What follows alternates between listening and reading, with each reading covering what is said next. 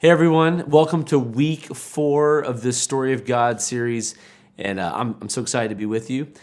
As we jump into this, I want you to go ahead and close your eyes and try to place yourself in the story.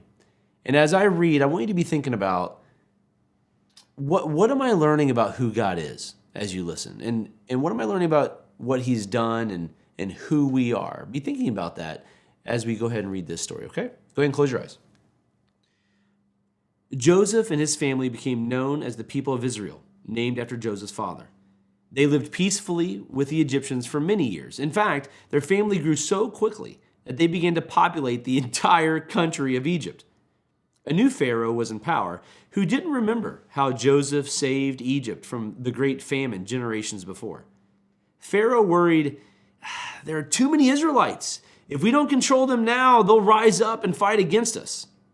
So Pharaoh forced them to be his slaves and do hard labor. Then Pharaoh gave the order, throw every newborn son of the Israelites into the Nile River to drown. In desperation, an Israelite mother sent her baby down the Nile River in a basket in hopes that he would be saved. Now, downstream, Pharaoh's daughter heard the baby crying and felt sorry for him. She lifted the baby out of the water and took him home as her own. She named him Moses, a name that means to lift out or rescue. When Moses grew up, he ventured away from Pharaoh's palace to visit some of his Israelite relatives. Right away, he noticed how harshly they were being treated. He even saw an Egyptian beating an Israelite slave. Moses looked around to make sure no one was watching. Then he killed the Egyptian and buried him in the sand. But someone did see him. They saw what happened and reported it to Pharaoh, who sent soldiers to kill Moses. So Moses escaped to the wilderness. Now years passed, and a new Pharaoh came into power. Meanwhile, Moses had started a new life as a shepherd.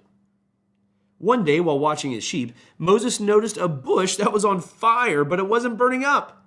He said to himself, "That's amazing! I have to get a closer look." As Moses walked toward the bush, God called, "Moses, take off your sandals. Where you're standing is holy ground." Moses dropped to the ground and hid his face in fear. Then God said, "I am the God of Abraham, Isaac, and Jacob. I hear my people crying in pain. I haven't forgotten my promise to bless and protect them. I've chosen you to meet with Pharaoh and lead them out of Egypt, back to the promised land." Moses begged God, "Why me? Who am I? Please, God, send someone else. I'm clumsy with my words." God said, "I'll help you speak clearly and give you the words to say." "Well, who should I tell them that sent me?" Moses asked. God replied, "Tell them I am, the God who is, has sent you." Well, right away, Moses met with his brother Aaron and told him all that God had said. Together, they confronted Pharaoh, pleading, "Let the Israelites leave Egypt for just 3 days to worship God. If you don't, God will punish the Egyptians severely." Pharaoh said, "I don't know who your God is. This is just an excuse to get out of doing your jobs. I will not let you leave. Now get back to work." Then Pharaoh told his soldiers, "The Israelites are lazy. Make them work harder." So they forced the Israelites to do unbearable labor day and night, making bricks from mud and straw. To get Pharaoh's attention, God sent a series of warnings called plagues. The first plague turned Egypt's source of life, the Nile River, into blood. All the fish died. The water became undrinkable and smelled horrible. The next plague brought an outbreak of frogs. They hopped everywhere, in the Egyptians' beds, in their ovens, even inside their cups and bowls. After each plague, Moses would ask Pharaoh again to let the Israelites go. And Pharaoh would say, "Enough! If you stop your plagues, I'll let you leave." But after each of the plagues stopped, Pharaoh went back on his promise and refused to let the Israelites go. The next plague sent a deep darkness that covered Egypt for 3 days.